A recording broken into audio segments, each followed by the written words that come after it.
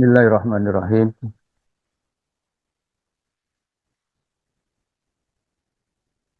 Assalamualaikum warahmatullahi wabarakatuh.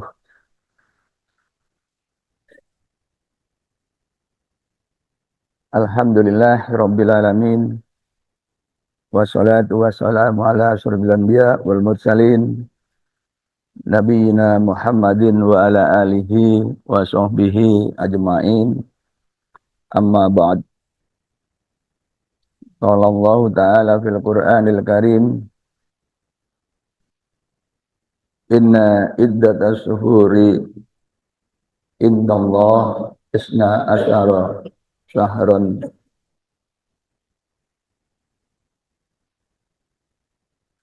Yawma khalaqas samawati wal ard minha arba'atun hurum.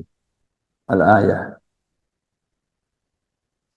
Jamaah Baitul Muttaqin rahimakumullah, kita akan bahas sistem waktu, tepatnya sistem kalender.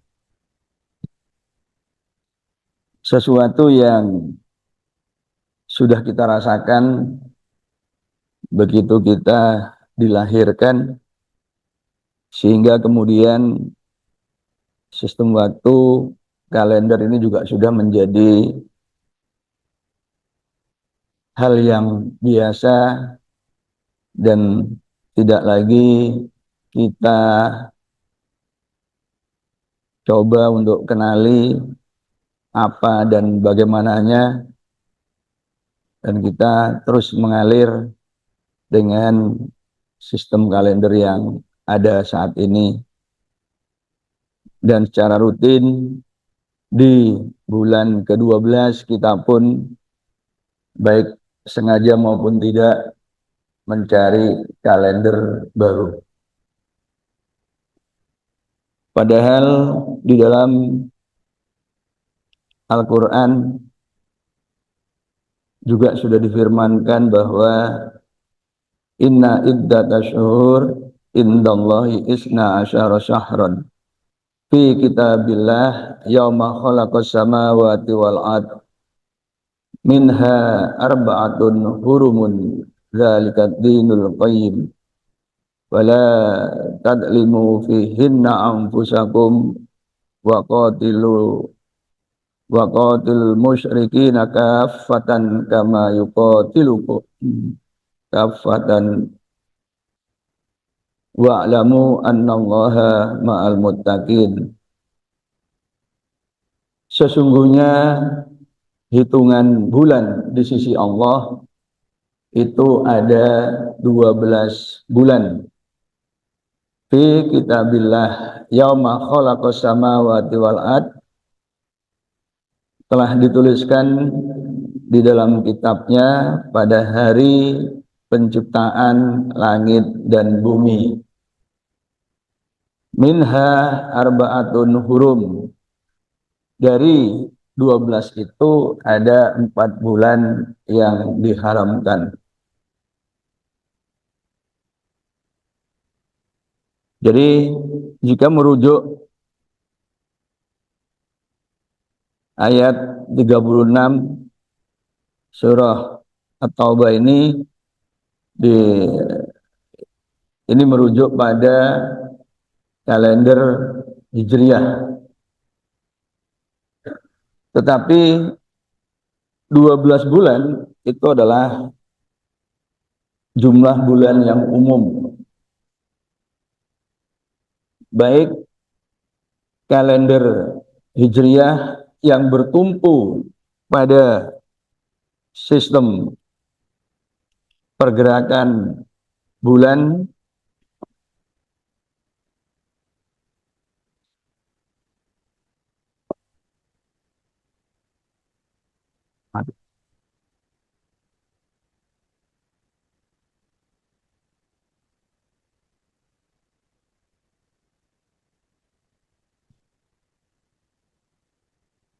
jadi 12 bulan itu adalah waktu untuk kalender umum, baik kalender Hijriah yang bertumpu pada pergerakan bulan yang disebut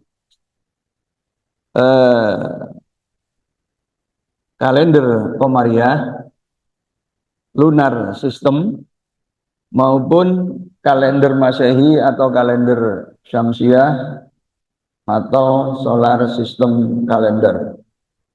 Ini sama-sama 12 bulan. Hanya saja berbeda hari, berbeda jumlah hari. Kalau kalender Masehi itu jumlah harinya yang bulat 365, sedangkan kalender Hijriah itu 354.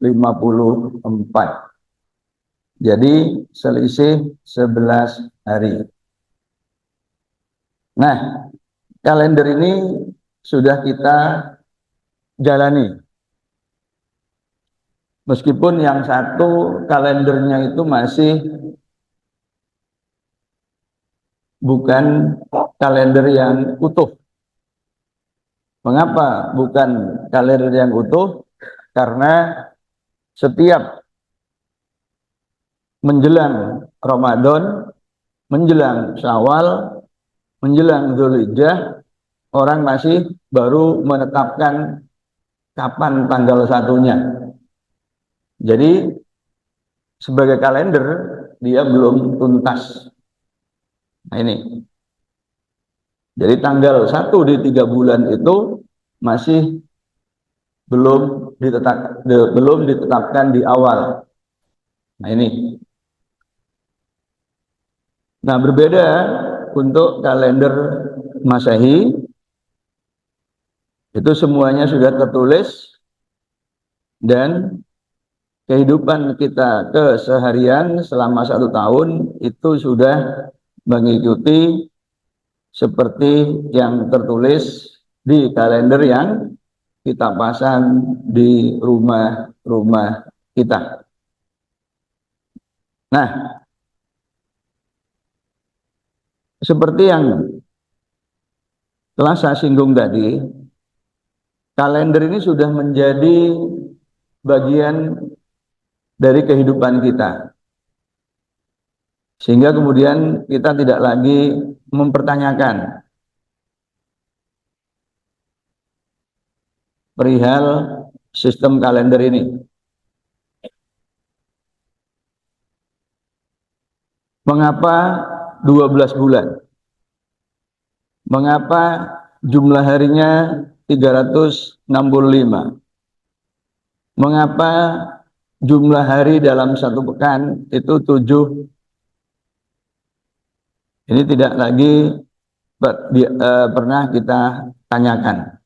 Karena sudah berlangsung sejak kita dilahirkan, kemudian tumbuh dan mengenal sistem waktu, ya sudah seperti itulah waktunya. Nah, maka pada kesempatan ini, mari kita coba kenali. 1 tahun itu terkait dengan gerak revolusi bumi mengelilingi matahari yang diperkirakan bumi itu kembali pada titik semula ketika melintasi matahari itu pada waktu 365/4. Tapi ini kan rumusan yang sudah cukup rumit, gitu ya. Yang sudah melibatkan para astronom, melibatkan hitung-hitungan. Tapi pada prinsipnya seperti itu. Nah, sedangkan kita di bumi mengawali hari itu pada jam 24 waktu kita. Dan jam 24 itu adalah posisi bumi kita ketika membelakangi matahari. Itu idealnya. Sedangkan jam 12 siang, posisi ketika bagian bumi itu persis istilahnya itu menghadap matahari. Nah, ini jam 12 siang. Yang seharusnya itu menjadi awal waktu zuhur. Tetapi karena lintasan bumi mengelilingi matahari itu tidak berupa lingkaran, tapi berupa elips, gitu, maka ada waktu kadang-kadang sebelum jam 12, kadang-kadang setelah jam 12. Maka kemudian ada faktor koreksi. Ini persisnya. Nah, sementara umat manusia di bumi sejak awal kelahirannya merasakan apa yang disebut dengan musim salju. Kecuali kita. Sekali lagi, kita nggak merasakan itu. Nah, ini salah satu musim di wilayah-wilayah ekstrim. Artinya di wilayah yang jauh dari Khatulistiwa. Nah, dalam situasi seperti ini, di tempat itu seperti tidak ada kehidupan, ya. Barangkali kita ketika mendengar kisah atau cerita pengalaman orang-orang yang baru pulang dari negara 4 musim, kita membayangkan betapa enaknya tinggal di sana, ya, dan mungkin juga diam-diam ingin menetap di wilayah yang seperti itu. Jemaah, ternyata di wilayah yang mempunyai 4 musim itu relatif lebih berat, ya, relatif lebih berat. Karena dalam kondisi musim salju seperti ini, itu suasananya sangat sepi, bahkan di siang hari sekalipun, jam 9, jam 10, itu kalau kita keluar membuka jendela, kemudian melihat jauh, itu seperti kita melihat, kalau daerah kita itu seperti melihat sepinya kuburan, ya. Jadi saya punya pengalaman di tahun ketiga atau berapa begitu, merasakan betapa tidak nyamannya tinggal di negara 4 musim ketika musim salju, ya. Karena udara sangat dingin. Ketika kita membuka jendela itu juga tidak leluasa, apalagi kemudian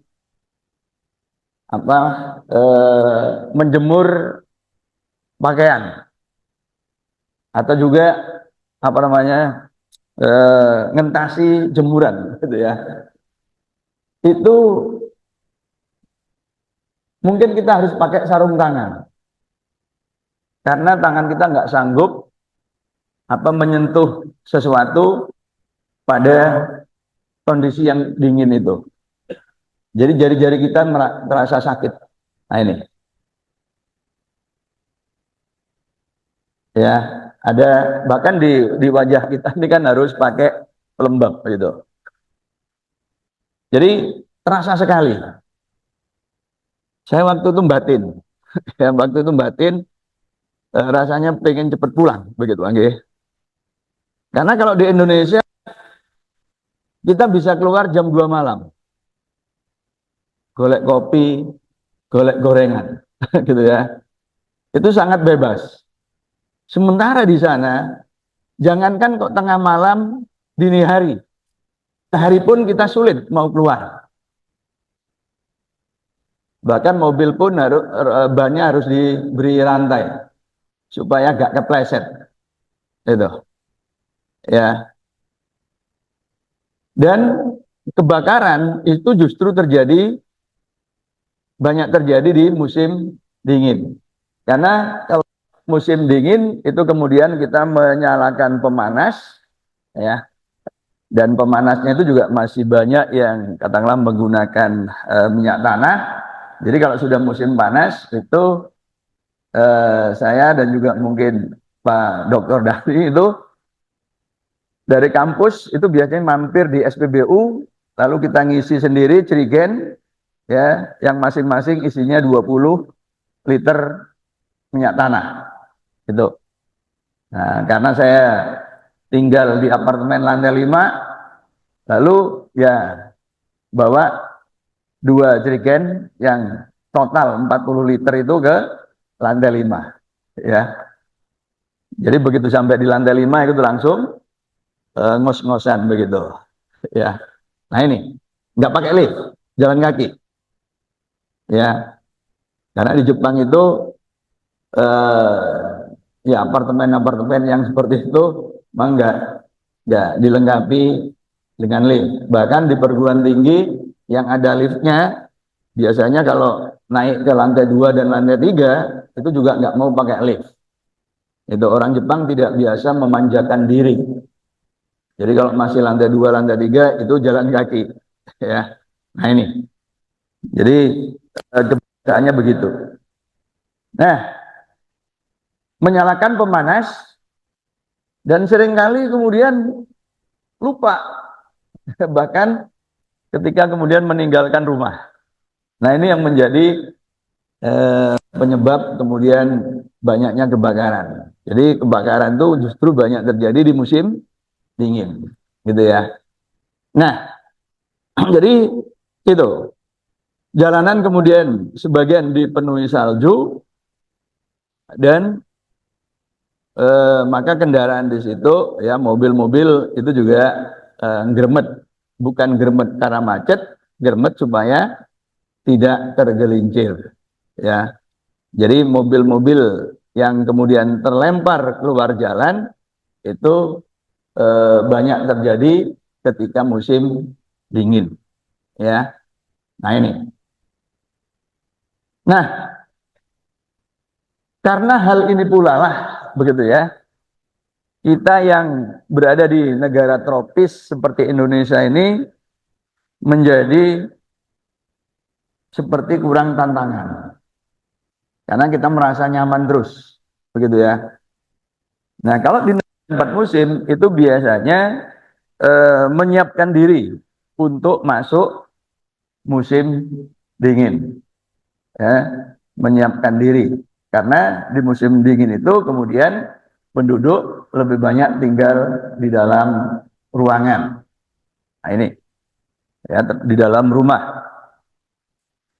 Jadi seolah-olah waktu bebasnya itu tidak penuh, ya, tidak 12 bulan, ya hanya sekitar 9-10 bulan, begitu ya.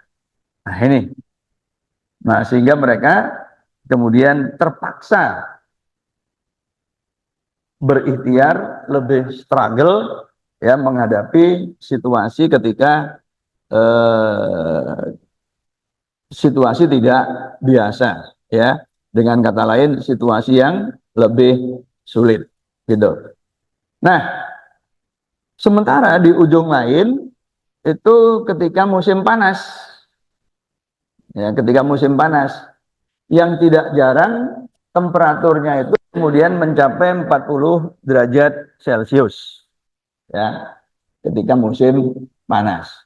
Nah, ini, nah kalau di kita musim-musim normal ini kan paling banter 33, ya. 33 kita itu di Surabaya. Surabaya ini kan sudah masuk kota yang paling panas. Nah, itu 33. 33 kita wis sambat gitu kan gitu.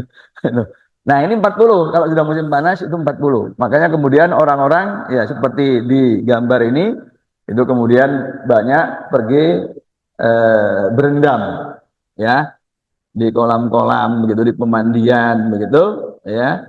Nah, jadi bermalas-malas ria gitu.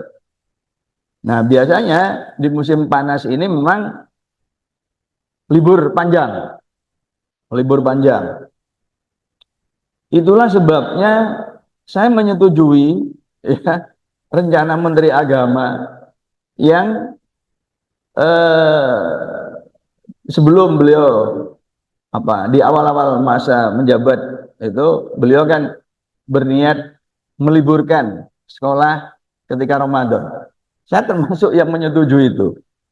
Ya, mengapa di bulan Ramadan itu diliburkan? Karena memang di musim seperti eh, itu seperti musim panas di negara yang 4 musim. Itu cenderung capek dan tidak produktif. Itu. Nah, maka kalau dipaksakan ya seperti Indonesia ini, sekolahnya yang mestinya sampai jam 12, mulainya lebih belakangan, pulangnya lebih awal.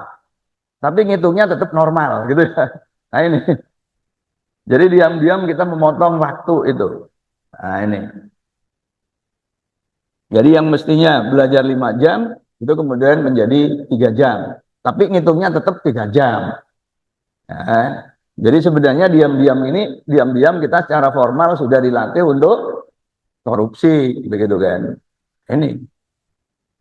Jadi karena tidak efektif, ya mestinya memang itu diliburkan. Diliburkan itu secara formal.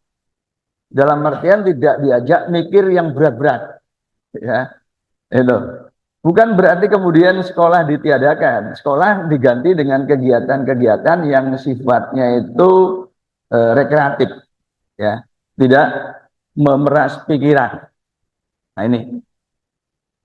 Nah, bulan Ramadan bagi kita ini kan memang berat, ya. Kalau kita mau menjalani Ramadan itu secara normal, normal itu ya eh, normal itu sebenarnya taraweh itu kan sholat dengan istirahat panjang, begitu ya. Dan sholatnya pun juga panjang, itu. Nah, kemudian setelah sholat yang panjang dengan istirahat yang panjang juga, itu kemudian dilanjutkan tadarus, baca Quran, telaah Quran. Nah, menjelang subuhnya itu makan sahur. Tuh. Maka wajar kalau kemudian di siang harinya itu cenderung ngantuk. Nah, begitu. Ya, dalam situasi seperti ini, ya memang berat kalau kemudian disuruh mikir serius. Belajar matematika, belajar fisika, gitu ya. Dalam situasi yang seperti itu.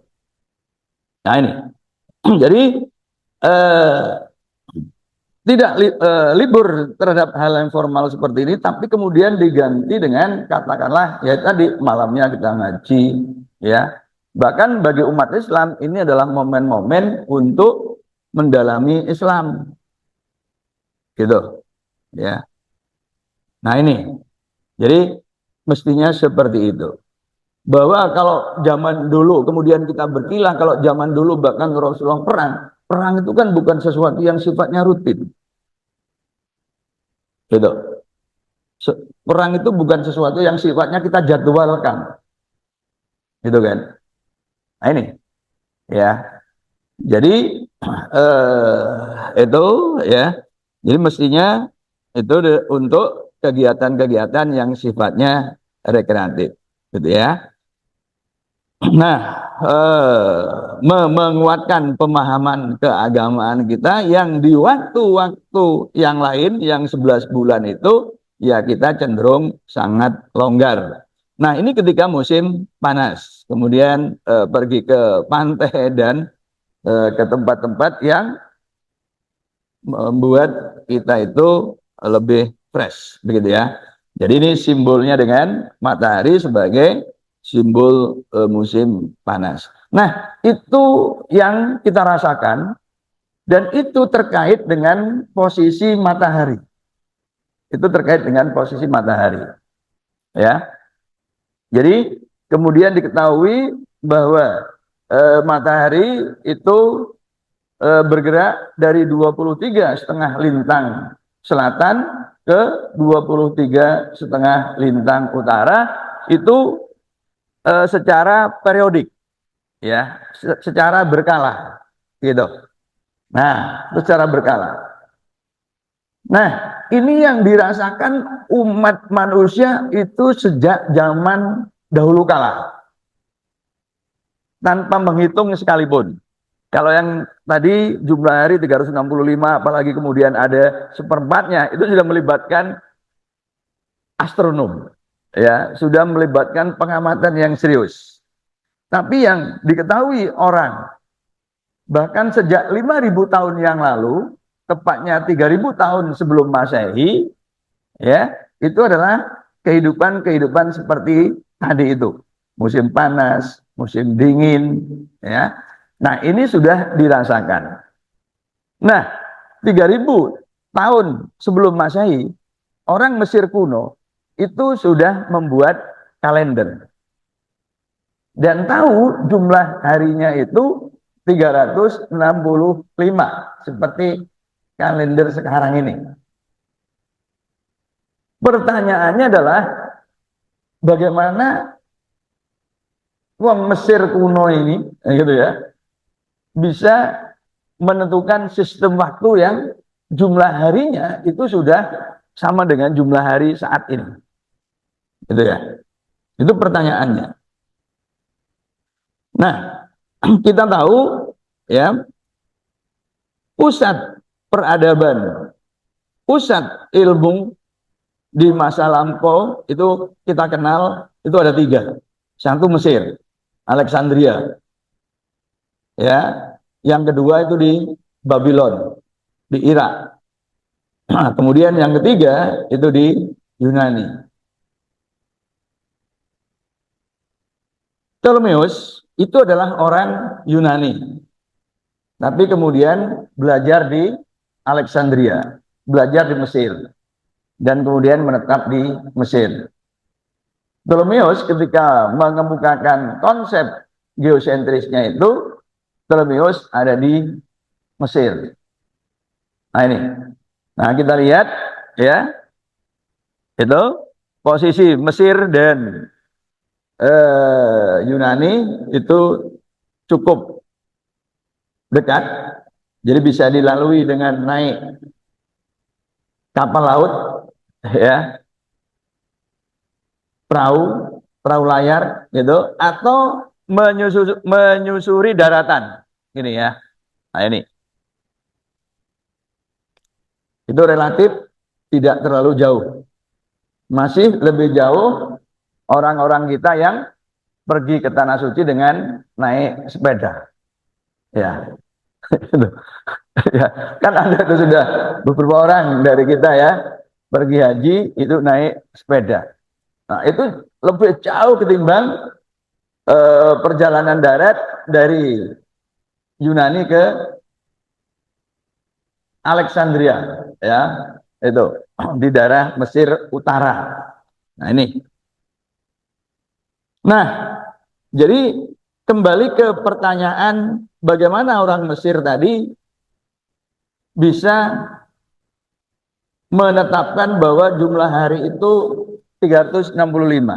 Sekali lagi, sejak awal kita hidup dengan situasi matahari seperti sekarang ini. Karena itu sudah ditetapkan ya sebagaimana di dalam surah At-Taubah tadi, ya. Jadi ini fenomena yang keseharian yang kita amati. Matahari terbit. Matahari terbit dan matahari ini menyebabkan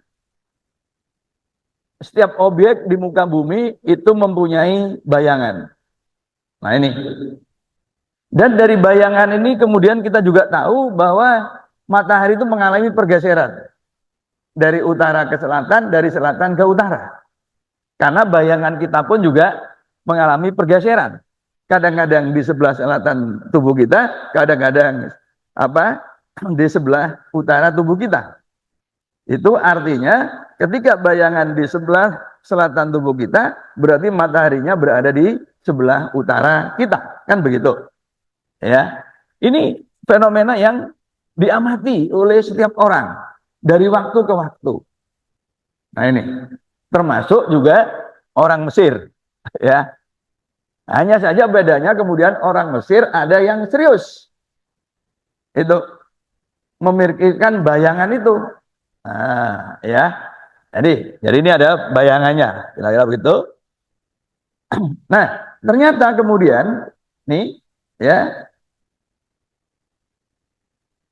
ada yang kemudian katakanlah mengamati bayangan suatu tongkat pada ketinggian tertentu yang dibuat vertikal begitu, ya.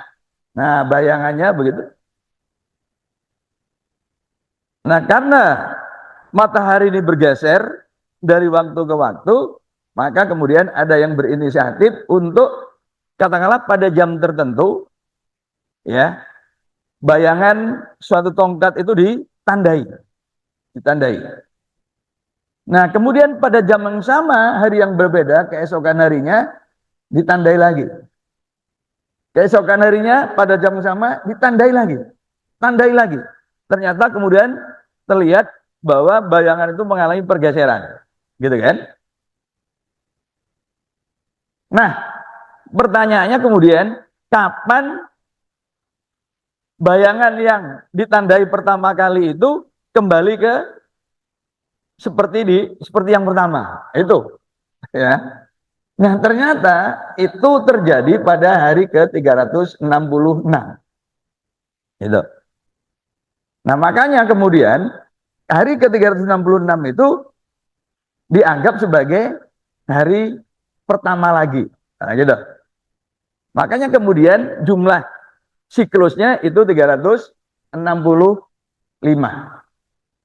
Nah, ini.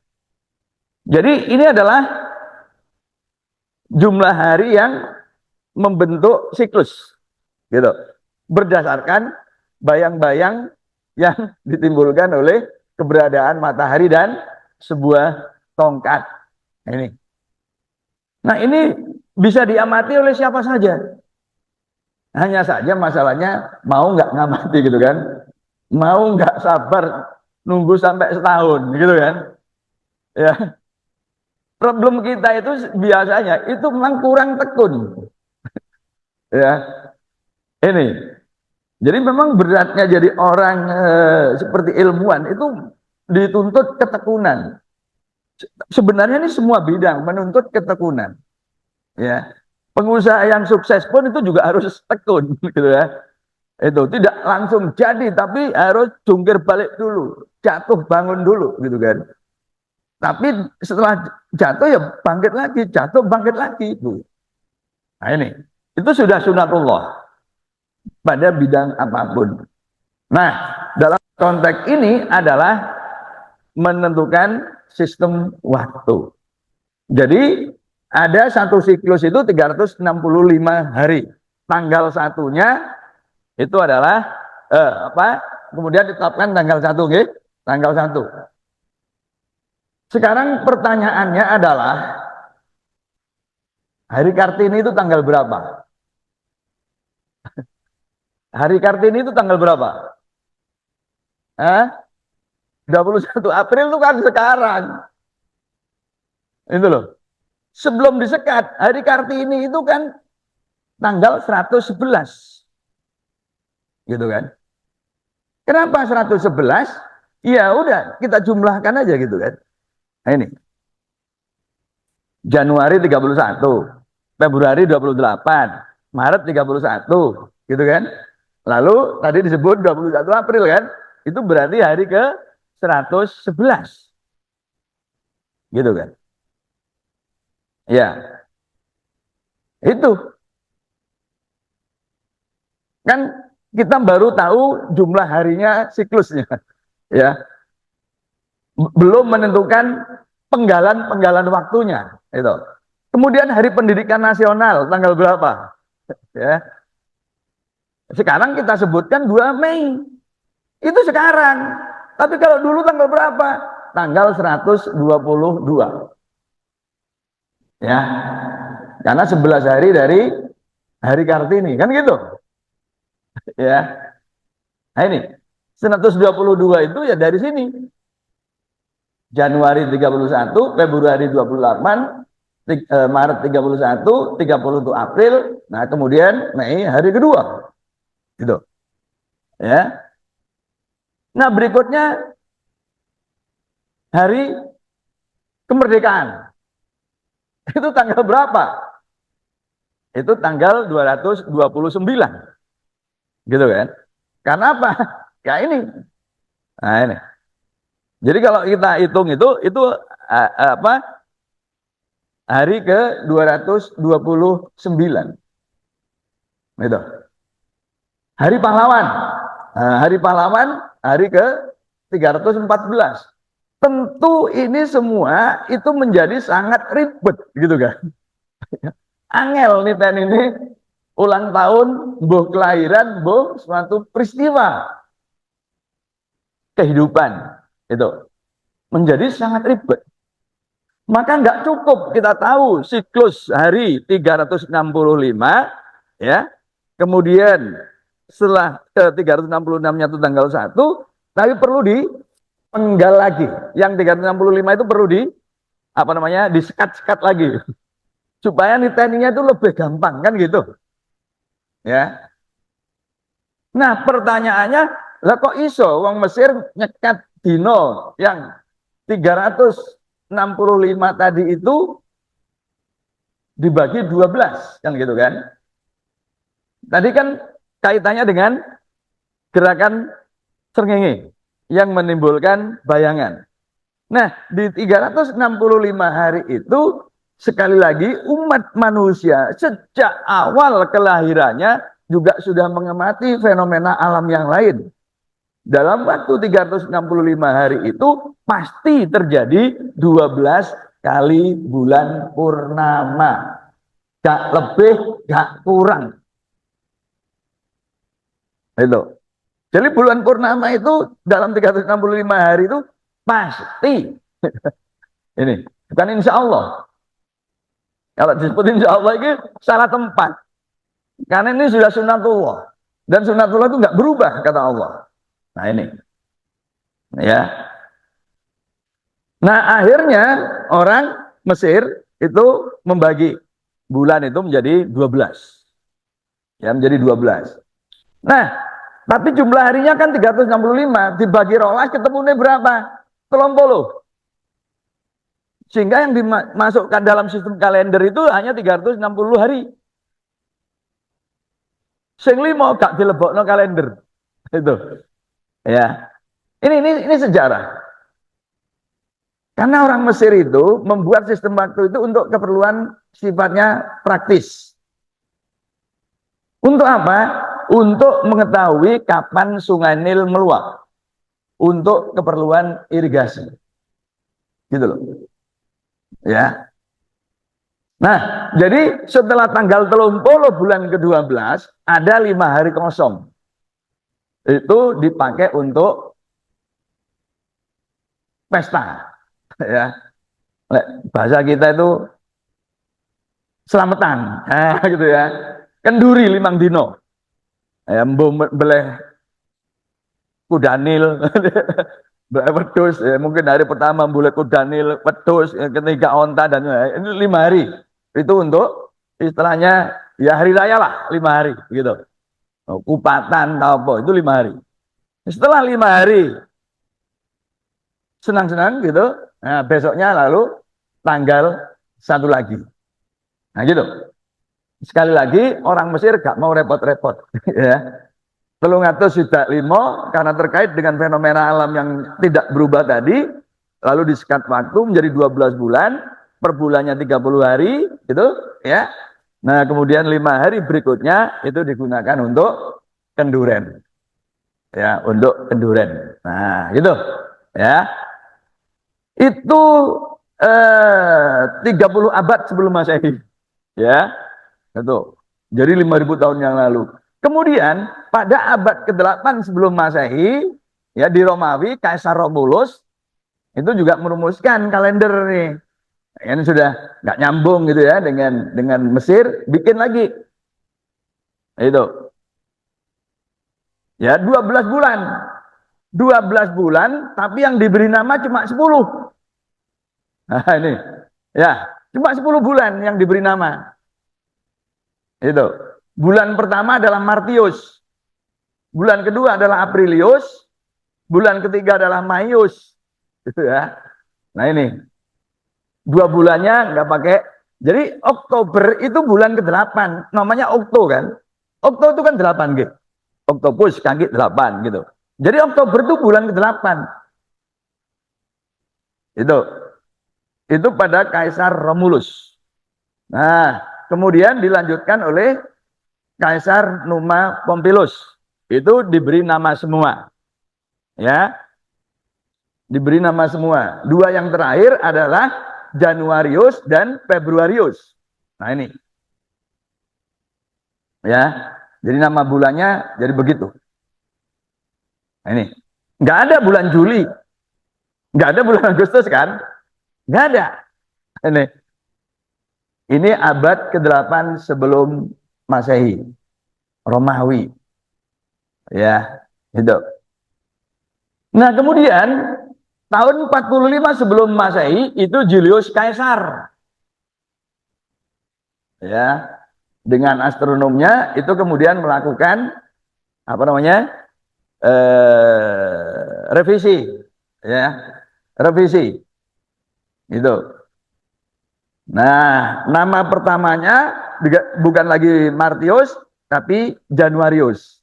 Ya, jadi dimulainya dari Januarius, Februarius, Martius, Aprilius, Maius, Junius, kemudian Julius Caesar pada kemudian bulan Juli.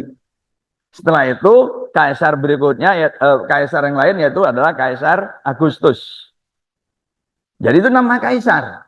Nah, ini. Ya. Ini sedikit nah sejarah kalender yang kita pasang itu. Ya. Ini. Final belum.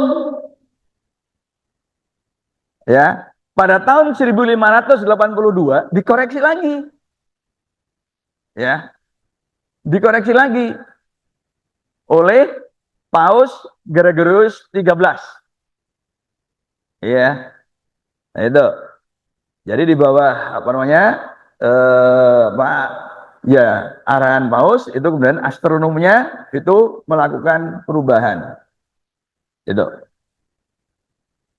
Menariknya adalah bahwa pada tahun 1582 ini setelah Kamis 4 Oktober, besoknya itu Jumat 15 Oktober. Nah, ini.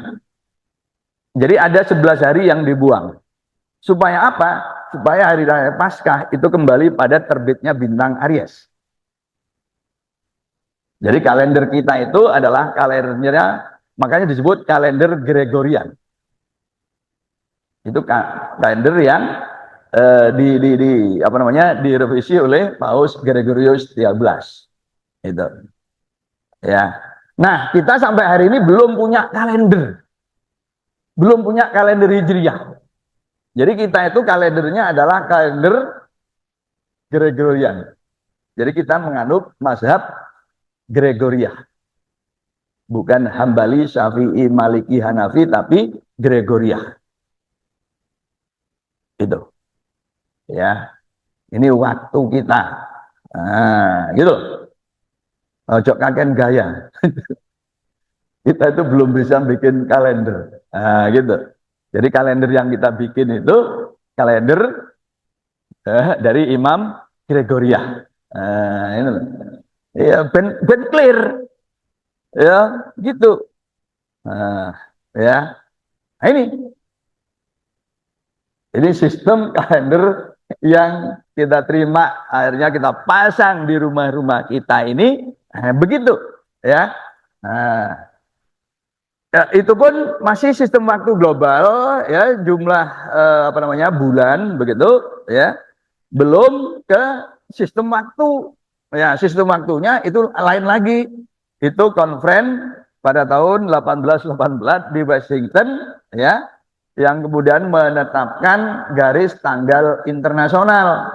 Pertama ditetapkan bujur nol, itu adalah wilayah yang melalui Greenwich.